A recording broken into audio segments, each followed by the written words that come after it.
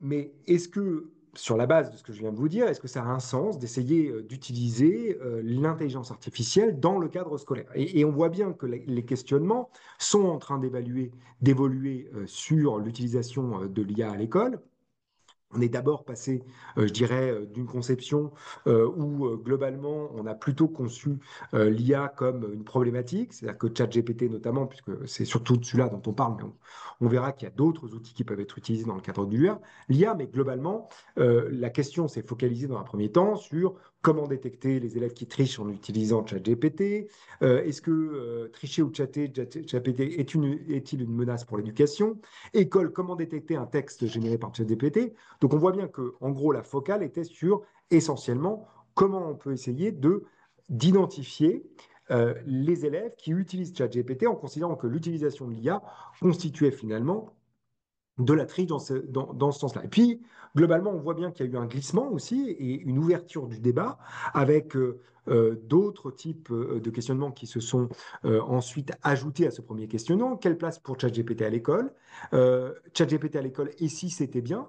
Levier d'action, le défi de l'état d'information à l'ère du numérique pour le monde éducatif. Et donc, on voit que finalement, l'IA, elle vient percuter des questionnements pour l'école qui sont importants. C'est-à-dire, d'une part, quand est-ce que c'est pertinent d'utiliser l'IA?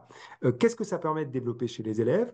En quoi ça permet réellement de faire de la différenciation pédagogique? Est-ce que ça fonctionne?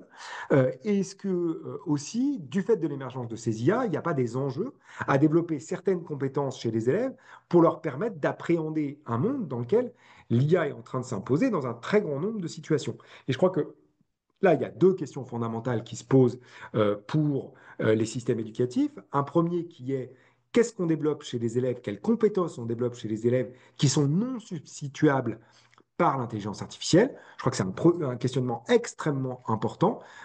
Encore une fois, si on développe que des compétences qui sont clairement substituables par les intelligences artificielles, la problématique de nos systèmes éducatifs, c'est qu'on va donc former des individus qui vont se retrouver ensuite dans le monde du travail et dans la société, finalement sans aucune possibilité de valoriser des compétences qui leur seraient propres et qui seraient de fait non remplaçables par une intelligence artificielle.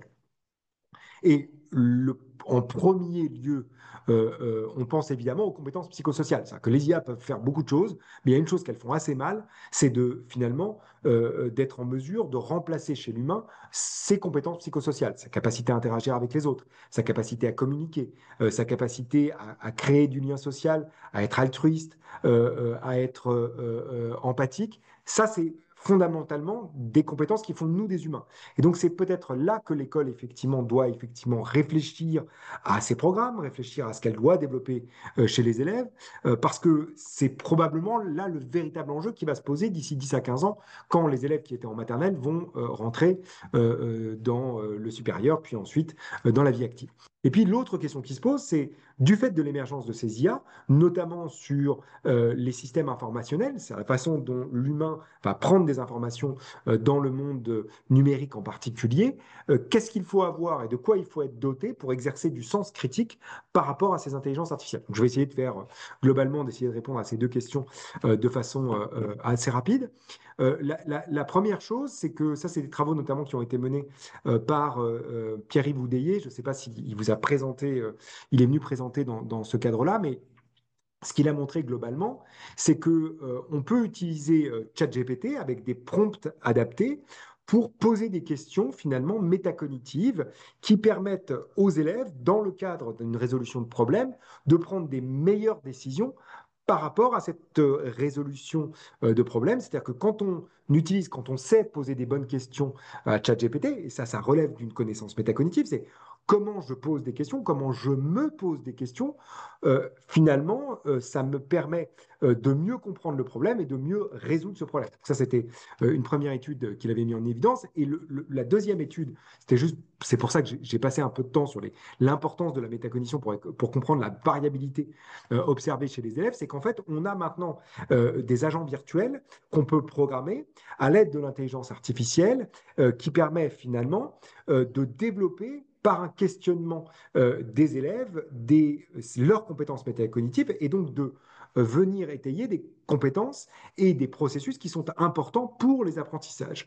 Donc c'est un agent conversationnel Et cet agent conversationnel va amener les élèves finalement à se poser des questions métacognitives, notamment en développant la curiosité des élèves. Et par le développement de cette curiosité et par ces processus itératifs de questionnement, ils vont avoir des effets positifs sur les apprentissages. Donc l'utilisation de ce type d'ateliers métacognitifs dirigés par des chatbots, des bots virtuels, d'une part, ça améliore la curiosité des élèves et ça améliore également la capacité à poser des questions divergentes, c'est-à-dire à poser des questions qui ne sont pas les questions strictement liées à l'activité. Donc encore une fois, ça démontre en partie que ces élèves, par l'interaction avec un système virtuel, avec une intelligence artificielle, peuvent développer des compétences, notamment des compétences métacognitives, dont on sait qu'elles sont importantes pour les apprentissages et qu'elles participent à la réduction des inégalités dans le cadre éducatif. Donc ça, c'était simplement